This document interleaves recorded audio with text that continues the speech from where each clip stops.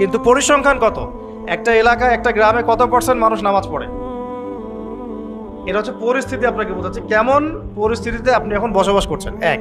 দুই, কত পার্সেন্ট মানুষ যাকাত দেয়? যাকাত ফরজ না ওয়াজিব না সুন্নাত না মুস্তাহাব? কেউ যদি যাকাত অস্বীকার করে সে মুসলমান থাকবে না থাকবে না? বহু শিল্পপতি কোটিপতি বাংলার মাটিতে আছে, লক্ষ কোটি কোটি টাকা, মানে কোটি কোটির টাকার বিজনেস, মিলস, ইন্ডাস্ট্রিজ, ফ্যাক্টরিজ, যাকাত দেয় না। সুবহানাল্লাহ।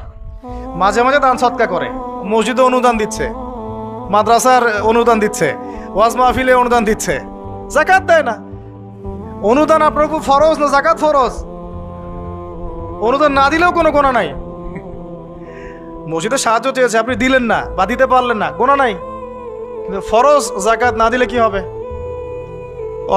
গোনা তো হবে। অস্বীকার যদি করে কুফরি হয়ে যাবে। আবু বকর সিদ্দিক রাদিয়াল্লাহু আনহু নাম শুনেছেন নিশ্চয়ই। তিনি যাকাত অস্বীকারীদের বিরুদ্ধে যুদ্ধ ঘোষণা করেছিলেন। আর যারা ইসলামিক ইকোনমিক্স পড়াশোনা করেছে বা ওয়ার্ল্ড অ্যাফেয়ার্সের, ওয়ার্ল্ড ইকোনমিক্স বুঝে, তারা বলতে পারবে আপনাকে, সবাই বলতে পারবে না।